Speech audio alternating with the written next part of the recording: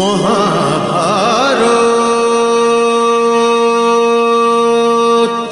আজকের ভিডিওতে দেখবেন কিভাবে শৈশবের বন্ধুত্ব বদলে গেল ঈর্ষায়, ভীমকে বিষ দেওয়া থেকে শুরু করে অর্জুনের শ্রেষ্ঠত্ব, কর্ণের অপমান আর শকুনের ভয়ঙ্কর ষড়যন্ত্রে পাণ্ডবদের যতগৃহে পাঠানোর কাহিনী। এই গল্পই তৈরি করেছিল মহাভারতের মহাযুদ্ধের পথ। সন্তানেরা ও পাণ্ডবেরা ধীরে ধীরে বড় হয়ে উঠল, আর ধীরে ধীরে কৌরবদের মনে পাণ্ডবদের প্রতি এক অদ্ভুত অনুভূতির জন্ম হল। কৌরবরা ভাবত তাঁরাই রাজা ধৃতরাষ্ট্রের সন্তান, নচেত পাণ্ডবেরাই সবকিছু পেয়ে যাবে। তাছাড়া পাণ্ডবরা তাদের সদ্গুণের জন্য সকলের প্রিয় ছিল। কৌরবরা এই সত্য মেনে নিতে পারত না। এই শিশুদের মধ্যে ভীম ছিল সবচেয়ে শক্তিশালী। ভীমের শক্তির সঙ্গে কারও তুলনা করা যেত না। ভীমের শক্তি ও সাহসে কৌরবরা অত্যন্ত ক্ষুব্ধ ছিল। কৌরবরা ক্রোধে অন্ধ হয়ে গিয়েছিল। একদিন ঈর্ষাবশত তারা ভীমের খাবারে বিষ মিশিয়ে দেয়। একদিন কৌরব ভাইরা ভীমকে বন্ধুত্বের ছলে ডেকে বলল, ভীম, আজ আমরা সবাই একসাথে ভোজন করব। ভাইদের মধ্যে কোনো ভেদাভেদ নেই, এসো আনন্দ করি। ভীম ছিলেন অত্যন্ত সরল মনা। তিনি কৌরব ভাইদের আমন্ত্রণে কোনো সন্দেহ না করেই তাদের সঙ্গে একসাথে ভোজন করতে সম্মত হলেন। ভীম আনন্দের সঙ্গেই খাবার গ্রহণ করছিলেন, কিন্তু সেই ভোজনের মাঝেই গোপনে দুঃশাসন ভীমের খাবারে বিষ মিশিয়ে দিল। কিছুক্ষণ পরেই বিষমিশ্রিত সেই আহার গ্রহণ করে ভীমের শরীর ক্রমেই নিস্তেজ হয়ে এল, আর মুহূর্তের মধ্যেই ভীম অচেতন হয়ে ভূমিতে লুটিয়ে পড়লেন।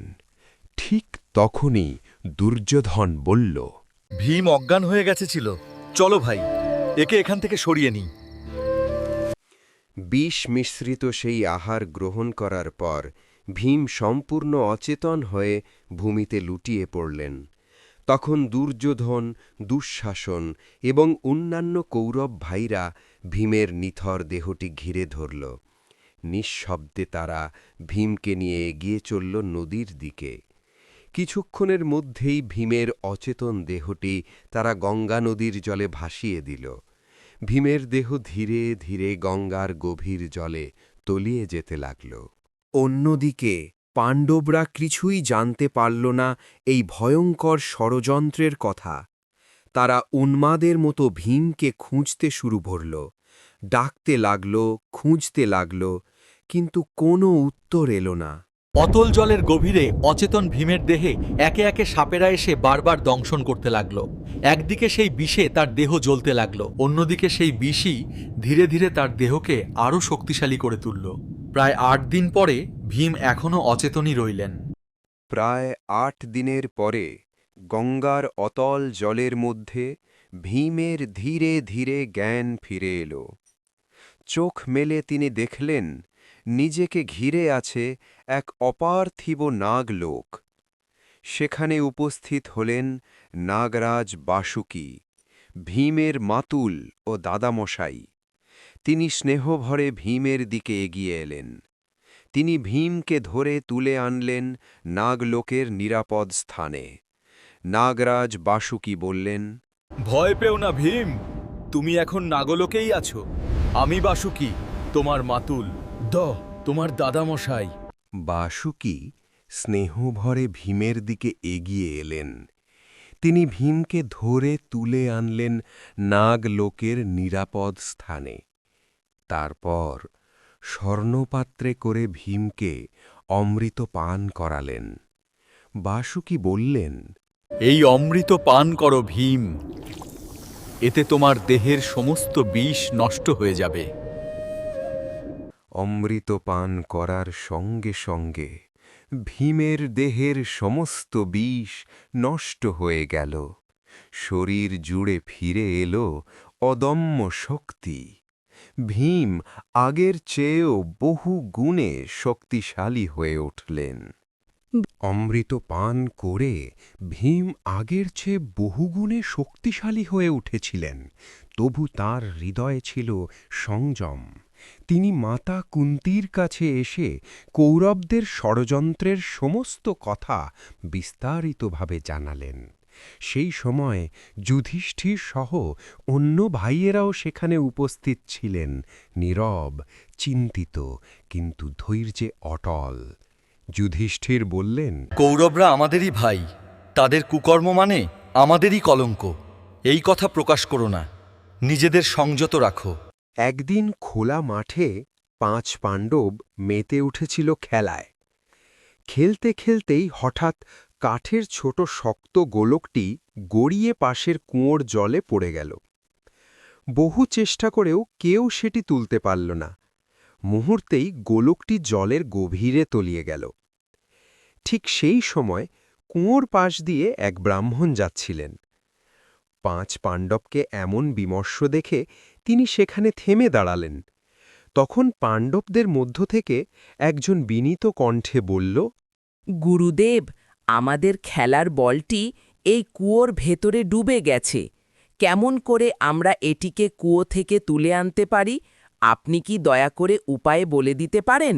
দেখো, আমি এই আংটি কুয়ার জলে ফেলে দিলাম, আর দেখো কিভাবে আংটি আর গোলক একসাথে উপরে উঠে আসবে। এরপর ব্রাহ্মণ কুঁয়োর জলে একটি তীর নিক্ষেপ করলেন। তীরটি জলের গভীরে নেমে কাঠের গোলকটিকে বিদ্ধ করল। তারপর আরেকটি তীর, তারপর আরও একটি। এভাবে অবিচ্ছিন্ন তীরের ধারায় একের পর এক তীর ছুটে গেল জলের বুকে।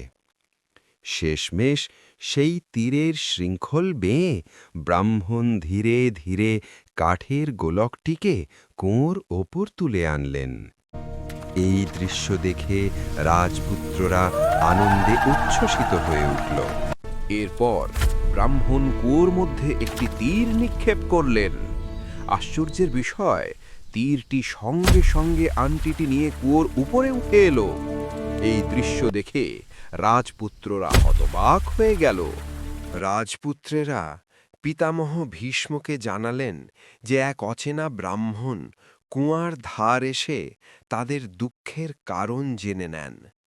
তিনি নিছক বাণীর জোরে নয়, বরং নিখুঁত কৌশলে নিজের অসাধারণ জ্ঞান এবং অস্ত্রবিদ্যার পরিচয় দেন। তারা বললেন, কুশ ঘাস কেটে তীরের মতো ধারালো করে তিনি একের পর এক কুয়ায় নিক্ষেপ করেন এবং সেই অদ্ভুত কৌশলেই জলের গভীর থেকে কাঠের গোলক তুলে আনেন। তারপর আরেকটি তীর নিক্ষেপ করে নিজের আংটি সহ তা উপরে তুলে আনেন। সেই ব্রাহ্মণের হাতে অস্ত্রের ওপর এমন দক্ষতা, ধৈর্য ও নিয়ন্ত্রণ এর আগে কখনো দেখিনি। রাজপুত্রদের মুখে সেই ব্রাহ্মণের আশ্চর্য কৌশল ও সংযত আচরণের কথা শুনে পিতামহ ভীষ্ম আর কোনো সংশয় রইলেন না। তিনি স্পষ্ট বুঝে গেলেন, এই ব্রাহ্মণ আর কেউ নন, তিনি স্বয়ং দ্রোণাচার্য। তৎক্ষণাৎ ভীষ্ম দ্রোণাচার্যের আশ্রমে উপস্থিত হয়ে গভীর শ্রদ্ধায় বললেন, হে দ্রোণ, রাজকুলের পুত্রদের অস্ত্রবিদ্যায় দীক্ষিত করার জন্য আপনিই যোগ্য। রাজপুত্রদের ভবিষ্যৎ আপনার। হস্তিনাপুরে প্রবেশ করার সঙ্গে সঙ্গেই দ্রোণের মনে জেগে উঠল পুরনো ক্ষত। মহর্ষি অগ্নিবেশের আশ্রমে অস্ত্রবিদ্যা শিক্ষার দিনগুলো তার চোখের সামনে ভেসে উঠল। সেই আশ্রমেই তার বন্ধুত্ব হয়েছিল দ্রুপদের সঙ্গে, যিনি তখনও রাজা নন, কেবল একজন সহপাঠী। সেই সময় দ্রুপদ প্রতিশ্রুতি দিয়েছিলেন, বন্ধু, যদি আমি কোনোদিন রাজা হই, তবে রাজত্ব আমরা দুই বন্ধু সমান ভাগে ভাগ করে নেব। কিন্তু সময়ের সঙ্গে সঙ্গে সব বদলে গেল। দ্রুপদ রাজা হলেন। ওম ইমাম রাজনম বরুণো বৃহস্পতিঃ ইন্দ্রশ্চ সোমো বরুণশ্চ রক্ষতু অয়ং ক্ষত্রস্য পালয়িতা ভবতু পাঞ্চালানাম ধর্মমার্গে প্রতিষ্ঠিতঃ ॐ दीर्घायुषं कृतमेनं प्रजाभ्यः धर्मेण राष्ट्रं परिपालयतु वीर्येण तेजसा चैव पाञ्चालराज्यं समृद्धिं नयतु ॐ शान्ति शान्ति শান্তিः। দ্রুপদ রাজা হলেন আর দ্রোণ রয়ে গেলেন দরিদ্র ব্রাহ্মণ। রাজসিংহাসনে বসে দ্রুপদ তার পুরনো প্রতিশ্রুতি ভুলে গেলেন। সেই অপমান তখনও দ্রোণের হৃদয়ে নিঃশব্দে রক্তক্ষরণ করছিল। একদিন ছোট অশ্বত্থামা তার বাবার কাছে বড়লোকদের ছেলেদের মতো দুধ খাওয়ার বায়না করল। সে শিশুসুলভ কণ্ঠে বাবার দিকে তাকিয়ে বলল, বাবা, আমি দুধ খাবো, আমাকে একটু দুধ দাও। কিছু শিষ্য এই দৃশ্য দেখে করুণা নয় উপহাস করল। তারা চালের গুঁড়ো জলে মিশিয়ে দুধের মতো সাদা তরল বানাল এবং অশ্বত্থামাকে খেতে দিল। দূর থেকে দ্রোণ সব দেখলেন। চোখে জল এলো, কিন্তু তিনি তা লুকিয়ে রাখলেন। সেই নীরব অশ্রু থেকেই জন্ম নিল এক ভয়ঙ্কর সংকল্প। দ্রোণ দ্রুপদের কাছে গেলেন সাহায্যের আশায়, কিন্তু সেখানে অপেক্ষা করছিল আরও বড় অপমান। দ্রুপদ তাচ্ছিল্যের সঙ্গে বললেন, রাজা, আমি আপনার সামনে এসেছি। বন্ধুত্ব সমানে সমানে হয়। রাজা আর দরিদ্র ব্রাহ্মণের মধ্যে বন্ধুত্ব থাকতে পারে না। অপমানের আগুন বুকে নিয়ে দ্রোণ ফিরে এলেন হস্তিনাপুরে। সেই আগুনই তাকে করে তুলল কঠোর, নির্মম ও সংকল্পবদ্ধ। শুরু হল রাজপুত্রদের নিষ্ঠুর অথচ নিখুঁত অস্ত্র শিক্ষা। প্রথমে দ্রোণাচার্য পাণ্ডবদের বেদমন্ত্র, ধ্যান, ব্রত ও নিয়ম শিখিয়েছিলেন। কারণ অস্ত্রবিদ্যা শুধু হাতের শক্তি নয়, মনের শুদ্ধতা দরকার। দ্রোণাচার্য বলতেন, অস্ত্র যার হাতে যাবে তার চরিত্র শুদ্ধ হতে হবে। অস্ত্রশিক্ষার প্রশিক্ষণ চলাকালীন একদিন গুরু দ্রোণাচার্য অর্জুনকে কাছে ডাকলেন। গুরু গম্ভীর কণ্ঠে তিনি বললেন, অর্জুন, আমি তোমাকে এমন শিক্ষা দেব যে ত্রিভুবনে তোমার সমকক্ষ কেউ থাকবে না। দুর্যোধনের অনুরোধে কর্ণ অস্ত্রশিক্ষা লাভ করলেন। অদম্য প্রতিভা আর অদ্ভুত দক্ষতায় কর্ণ ধীরে ধীরে অর্জুনের প্রধান প্রতিদ্বন্দ্বী হয়ে উঠলেন। গুরুগৃহে শুরু হল নীরব প্রতিযোগিতা। একদিন একলব্য গুরু দ্রোণাচার্যের আশ্রমে এসে হাজির হলেন। গভীর শ্রদ্ধায় মাথা নত করে বিনয় ও অনুনয়ের সুরে তিনি দ্রোণাচার্যকে বললেন, গুরুদেব, আমি আপনার কাছে অস্ত্রবিদ্যার শিক্ষা লাভ করতে চাই। আমাকে আপনার শিষ্য হিসাবে গ্রহণ করুন। গুরু দ্রোণাচার্য একলব্যকে প্রত্যাখ্যান করে বললেন, তুমি নিষাদের পুত্র, তাই তোমার আমার কাছে অস্ত্র শিক্ষার অধিকার নেই। তবু একলব্য দমে যাননি। তিনি দ্রোণাচার্যের মাটির মূর্তি গড়ে তাকে গুরু মেনে নিজেই ধনুর্বিদ্যা অনুশীলন করতে লাগলেন। নিষ্ঠা, একাগ্রতা আর শ্রদ্ধায় তিনি হয়ে উঠলেন অসাধারণ তীরন্দাজ। গুরুদেব, আপনি নীরব, কিন্তু আপনার শিক্ষায় আমার ধনু কথা বলে। একদিন পঞ্চ পাণ্ডব তাদের গুরু দ্রোণাচার্যের সঙ্গে বনে শিকারে গেলেন। পাণ্ডবদের সঙ্গে ছিল তাদের অতি প্রিয় কুকুরটি। বনের গভীরে প্রবেশ করতেই হঠাৎ কুকুরটি যেন কিছু সন্দেহজনক বস্তু দেখতে পেয়ে সেদিকে দৌড় দিল। কিছুক্ষণ পর কুকুরটি ফিরে এলো। পাণ্ডবরা অবাক হলেন। দেখা গেল কুকুরটির মুখে গাঁথা রয়েছে 1 নয়, 2 নয়, 7টি তীর। তীরগুলো এমন নিখুঁতভাবে মুখের চারদিকে বিদ্ধ আছে যে কুকুরটি একটি বারের জন্য চিৎকার করতে পারেনি। আশ্চর্যের বিষয়, তীরের ফলাগুলি মুখে বিদ্ধ থাকলেও কুকুরটির মুখ থেকে 1 ফোঁটা রক্তও বেরোয়নি। কুকুরটিকে এইরূপ অবস্থায় দেখে যুধিষ্ঠির বললেন, তোমার এরকম দশা কে করল? নিশ্চয়ই এ কোনো দক্ষ তীরান্দাজের কাজ। পাণ্ডবদের কৌতূহলের নিবৃত্তি করতে তারা গভীর অরণ্যের পথে অগ্রসর হলেন। বনভূমির নীরবতার মাঝে হঠাৎই তাদের চোখে পড়ল এক বিস্ময়কর দৃশ্য। তারা দেখলেন এক বুনোচারী যুবক নিভৃতে দাঁড়িয়ে গুরু দ্রোণাচার্যের মাটির মূর্তির সামনে অস্ত্রবিদ্যার অনুশীলন করছে। ঠিক তখনই একলব্যের চোখ পড়ল সামনে দাঁড়িয়ে থাকা গুরু দ্রোণাচার্যের ওপর। মুহূর্তমাত্র দেরি না করে তিনি মাটিতে লুটিয়ে পড়ে ষষ্ঠাঙ্গে প্রণাম করলেন। গুরু দ্রোণাচার্য বিস্মিত হয়ে একলব্যের দিকে তাকিয়ে জিজ্ঞাসা করলেন, তোমাকে এইরূপ উচ্চস্তরের অস্ত্রবিদ্যা কে শিক্ষা দিয়েছে? আপনি গুরুদেব। গুরু দ্রোণাচার্য তখন গভীরভাবে একলব্যের দিকে তাকালেন। কিছুক্ষণ নীরব থেকে তিনি বললেন, যদি তুমি সত্যই আমাকে গুরু বলে মানো, তাহলে তোমাকে গুরু দক্ষিণা দিতে হবে। কি গুরু দক্ষিণা চান গুরুদেব? তোমার ডান হাতের বুড়ো আঙুল আমি চাই। তুমি কি আমাকে তা দিতে পারবে? একলব্য এক মুহূর্তও দেরি না করে হাসি মুখে নিজের বুড়ো আঙুল কেটে দ্রোণের পায়ে রেখে দিল। রক্তে ভিজে গেল বনভূমি, কিন্তু মুখে ছিল তৃপ্তি। আজীবন আপনিই আমার গুরু থাকবেন। এই ত্যাগের মধ্যেই একলব্য অমর। দ্রোণাচার্যের আশ্রমে তখন প্রতিদিন সূর্য ওঠার আগেই শুরু হয়ে যেত অনুশীলন।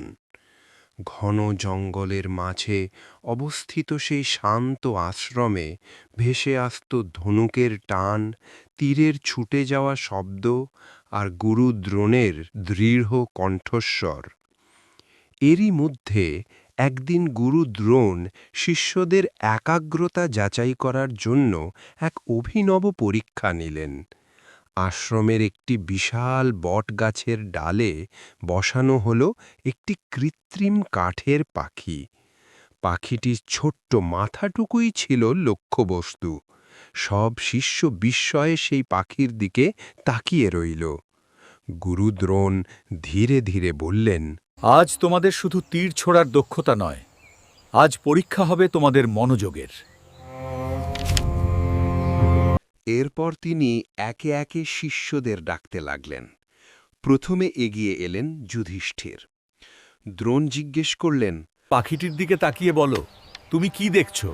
আমি পাখি, গাছ, আকাশ, পাতা সবই দেখছি। দ্রোণ শান্তভাবে মাথা নাড়লেন। এরপর ভীম, নকুল, সহদেব, কর্ণ সবাই প্রায় একই উত্তর দিল। কেউ বলল, আমি চারদিক দেখছি। কেউ বলল, আমি আকাশ আর গাছ দেখছি। দ্রোণের মুখ ক্রমেই গম্ভীর হয়ে উঠল। সবশেষে ডাক পড়ল অর্জুনের। অর্জুন ধীরে ধীরে সামনে এসে দাঁড়াল। দ্রোণ জিজ্ঞেস করলেন, অর্জুন, তুমি কি দেখছো? গুরুদেব, আমি শুধু পাখিটির মাথা দেখছি, আর কিছুই নয়। এই কথা শুনে দ্রোণের চোখ আনন্দে ঝলমল করে উঠল। তিনি বুঝলেন এই শিষ্যই সত্যিকারের একাগ্রতার অর্থ জানে। তিনি বললেন, অর্জুন, তীর নিক্ষেপ করো। তোমার অভীষ্ট লক্ষ্যে মন স্থির রাখো। অর্জুন ধনুক টানল। নিঃশ্বাস বন্ধ করে সবাই তাকিয়ে রইল। তারপর সাঁই করে ছুটে গেল তীর। ঠিক পাখির মাথায় আঘাত করল। লক্ষ্য ভেদ হল। সেই দিন থেকেই অর্জুন হয়ে উঠল গুরু দ্রোণাচার্যের সবচেয়ে প্রিয় শিষ্য। কয়েকদিন শান্ত অনুশীলনের পর হঠাৎ এক ভয়ঙ্কর ঘটনা ঘটে। নদীতে স্নান করতে গিয়ে গুরু দ্রোণাচার্যের ওপর হঠাৎ একটি বিশাল কুমির আক্রমণ করে। সে তার পা কামড়ে ধরে জলের দিকে টানতে থাকে। চারিদিকে আতঙ্ক ছড়িয়ে পড়ে আর অসহায় অবস্থায় গুরু দ্রোণ সাহায্যের জন্য চিৎকার করে বলেন, কে আছো বাঁচাও! গুরুর চিৎকার শুনে সবাই ছুটে এলেও কুমির দেখে অনেকেই ভয় পেয়ে থমকে গেল। ঠিক তখনই সাহসী অর্জুন এগিয়ে এসে নিখুঁতভাবে তীর ছুঁড়ে কুমিরকে তাড়িয়ে দিল। গুরু দ্রোণ বিপদমুক্ত হলেন, আর তার চোখে গর্ব আর আনন্দের অশ্রু ঝলমল করে উঠল। গুরু দ্রোণ বললেন, আজ তুমি শুধু তোমার দক্ষতা নয়, তোমার আত্মসংযম ও সাহসও প্রমাণ করেছ। এরপর গুরু দ্রোণাচার্য ধীরে ধীরে তার ডান হাত উঁচু করলেন। মন্ত্রোচ্চারণের ভঙ্গিতে গম্ভীর স্বরে বলতে লাগলেন। তার কণ্ঠ যেন তখন আর সাধারণ মানুষের ছিল না, তা হয়ে উঠেছিল ঋষির কণ্ঠস্বর। তিনি বললেন, আমি তোমাকে ব্রহ্মশির অস্ত্র দিচ্ছি। এটি কখনো অহংকারের বা প্রতিশোধের জন্য ব্যবহার করবে না। শুধু তখনই ব্যবহার করবে যখন ধর্ম, ন্যায় ও সত্য রক্ষার জন্য আর কোনো পথ থাকবে না। অন্যথায় এই অস্ত্র পৃথিবীতে ভয়ঙ্কর বিপর্যয় ডেকে আনবে। এইভাবেই অর্জুন অর্জন করল গুরুর আশীর্বাদ। এই মুহূর্ত থেকেই শুরু হল তার শ্রেষ্ঠত্বের এক নতুন অধ্যায়।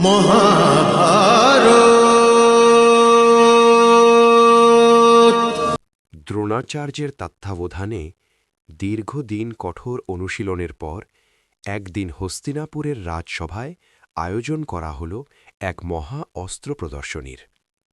এই দিনে পাণ্ডব ও কৌরবরা নিজেদের অর্জিত অস্ত্রবিদ্যার দক্ষতা সকলের সামনে প্রদর্শন করবে।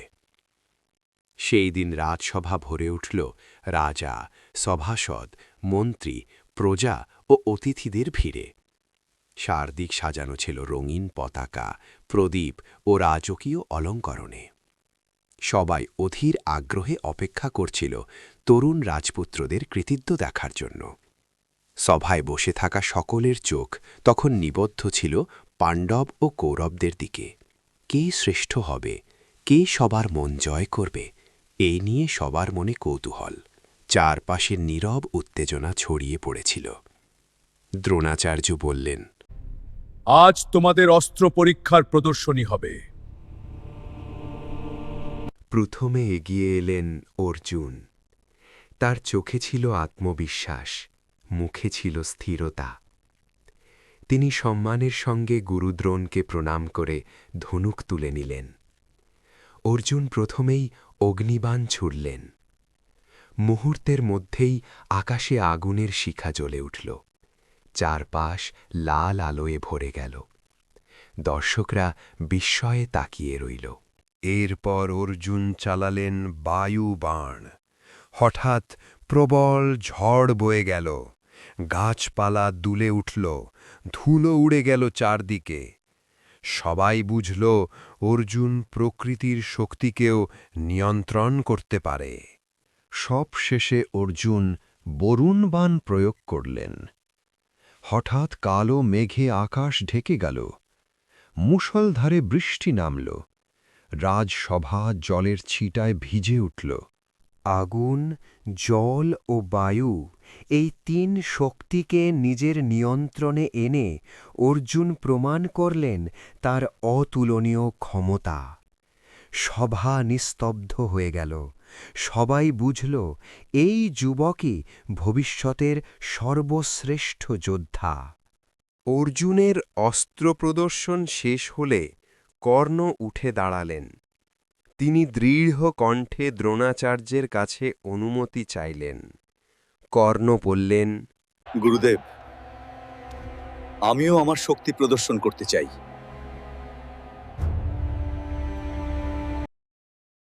কর্ণ অর্জুনের মতনই ধনুক তুলে দাঁড়ালেন। প্রথমে তিনি অগ্নিবাণ নিক্ষেপ করলেন। আকাশে আগুনের শিখা জ্বলে উঠল। তারপর বায়ুবাণ চালিয়ে প্রবল বাতাসের সৃষ্টি করলেন। শেষে বরুণ বাণ প্রয়োগ করে মুষলধারে বৃষ্টি নামালেন। এইভাবেই কর্ণ নিজের অসাধারণ অস্ত্রবিদ্যার পরিচয় সকলের সামনে প্রদর্শন করলেন। এরপর কর্ণ ও অর্জুন মুখোমুখি দাঁড়ালেন। দুজনের চোখে তখন প্রতিদ্বন্দ্বিতার আগুন। মনে হচ্ছিল যে কোনো মুহূর্তে যুদ্ধ শুরু হবে। ঠিক তখনই কৃপাচার্য সামনে এসে বললেন, অর্জুন পাণ্ডু এবং কুন্তির পুত্র, তার রাজকীয় বংশ রয়েছে। কিন্তু কর্ণ, তোমার পরিচয় কি? এই কথা শুনে কর্ণ মাথা নিচু করে ফেললেন। তার মুখ ফ্যাকাশে হয়ে গেল। তিনি বুঝলেন আজও সমাজ তাকে গ্রহণ করেনি। তার হৃদয়ে গভীর আঘাত লাগল। এই সময় দুর্যোধন এগিয়ে এলেন। বন্ধুর কাঁধে হাত রেখে তিনি বললেন, আজ থেকে কর্ণ অঙ্গরাজ্যের রাজা।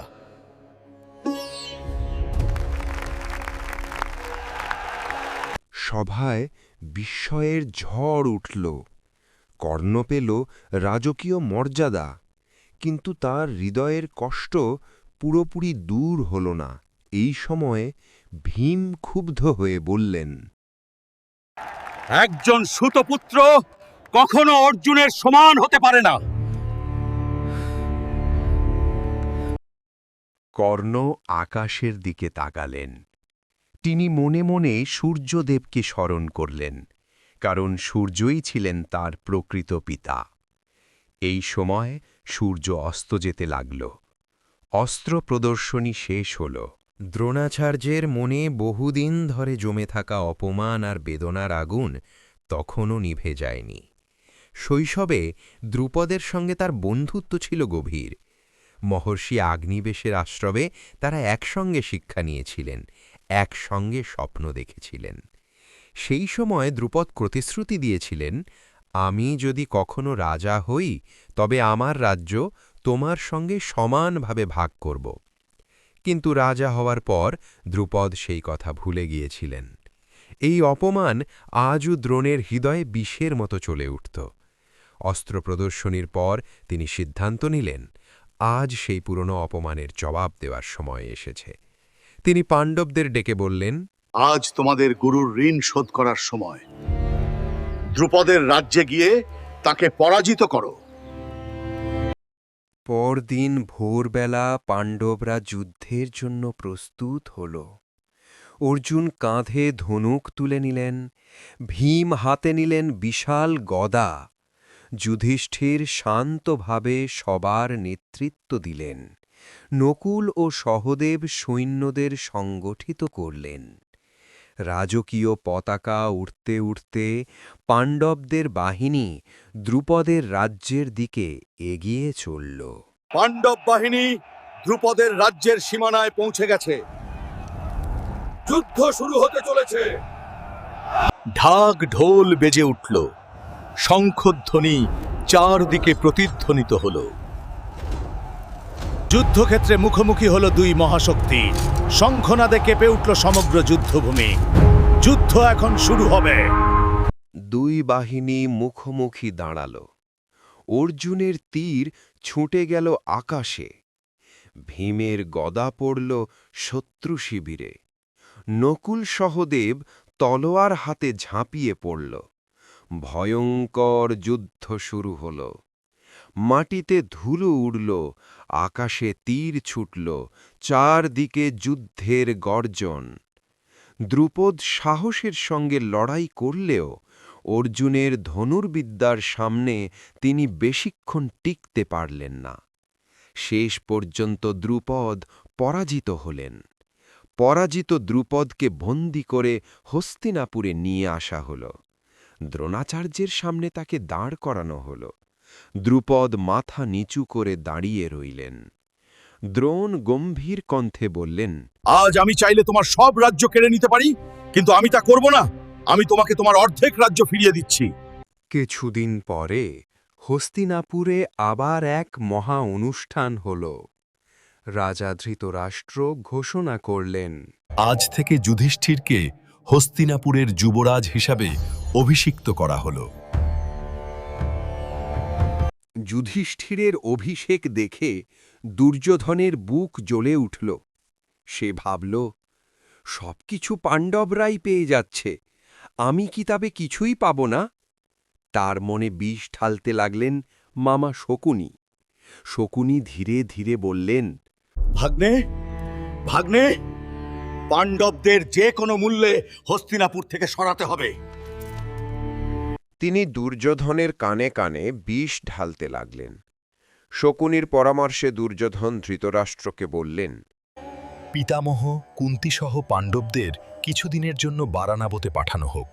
অন্ধ ধৃতরাষ্ট্র এই কথায় রাজি হয়ে গেলেন। কিন্তু আসল উদ্দেশ্য ছিল ভয়ঙ্কর। বারানবতে গোপনে তৈরি হচ্ছিল এক যতুগৃহ, মোম, লাক্ষা আর দাহ্য পদার্থে বানানো আগুনের ঘর। পরিকল্পনা ছিল পাণ্ডবরা সেখানে গেলে আগুন লাগিয়ে সবাইকে পুড়িয়ে মারা হবে। এইভাবেই শুরু হল মহাভারতের সবচেয়ে ভয়ঙ্কর ষড়যন্ত্র।